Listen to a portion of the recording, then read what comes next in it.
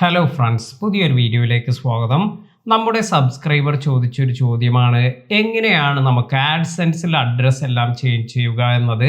അപ്പോൾ ഇത് അറിയാത്തവർക്ക് വേണ്ടി നമുക്ക് ഇത് എങ്ങനെയാണ് ചെയ്യുന്നത് എന്ന് നോക്കാം.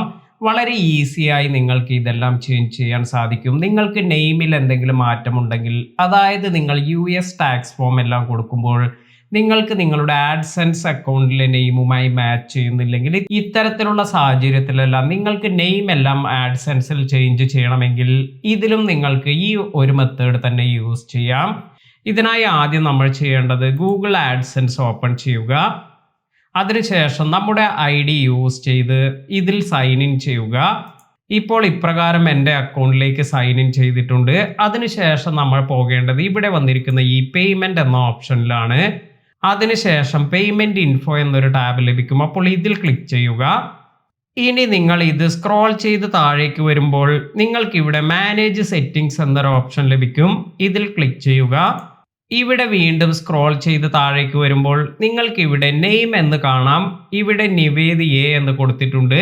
ഇപ്പോൾ നിങ്ങൾക്ക് ഇവിടെ ഈ നെയിം എന്ന ഭാഗത്ത് ഒരു പെൻസിൽ ഐക്കൺ കിട്ടും. ഇതിൽ ടാപ്പ് ചെയ്ത് നിങ്ങൾക്ക് നെയിമിൽ എന്തെങ്കിലും ചേഞ്ചസ് എല്ലാം വരുത്തണമെങ്കിൽ ഇപ്രകാരം നിങ്ങൾക്ക് ഇത് ചേഞ്ച് വരുത്താൻ സാധിക്കും.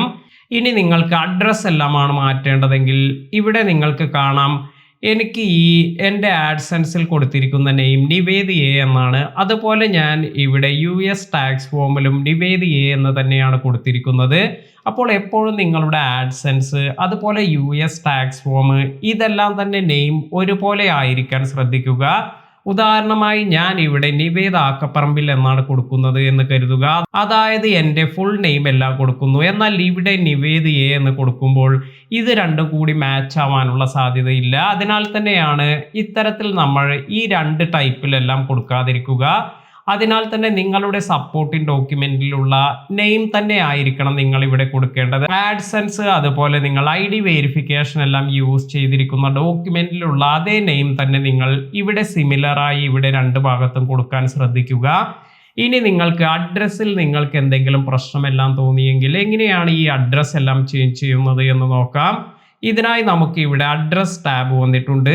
ഇവിടെ നമുക്ക് വന്നിരിക്കുന്ന ഈ ഒരു പെൻസിൽ ഐക്കണിൽ ക്ലിക്ക് ചെയ്യാം. ഇപ്പോൾ നിങ്ങൾക്ക് കാണാം ഇവിടെ ഈ അഡ്രസ്സ് എഡിറ്റ് ചെയ്യാനുള്ള ഓപ്ഷൻ വന്നിട്ടുണ്ട്. ഇവിടെ നിന്നും നമുക്ക് ഇതുപോലെ അഡ്രസ്സ് എന്തെങ്കിലും മാറ്റം വരുത്തണമെങ്കിൽ ഇത് റിമൂവ് ചെയ്തതിന് ശേഷം പുതിയ അഡ്രസ്സ് നിങ്ങൾക്ക് ഇവിടെ ടൈപ്പ് ചെയ്യാം.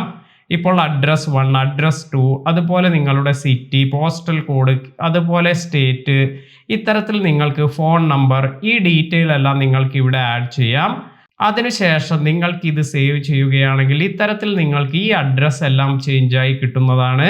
അപ്പോൾ എങ്ങനെയാണ് നിങ്ങൾക്ക് അഡ്രസ്സ് അതുപോലെ നെയിം എല്ലാം നിങ്ങളുടെ ആഡ്സെൻസ് അക്കൗണ്ടിൽ മാറ്റേണ്ടത് എന്നതിനെക്കുറിച്ച് നിങ്ങൾക്കൊരു ഐഡിയ കിട്ടിയെന്ന് കരുതുന്നു. വീഡിയോ ഉപകാരപ്പെട്ടുവെങ്കിൽ ലൈക്ക് ചെയ്യാനും ഷെയർ ചെയ്യാനും മറക്കാതിരിക്കുക. പുതിയ അറിവുകളുമായി മറ്റൊരു വീഡിയോയിൽ കാണാം. താങ്ക്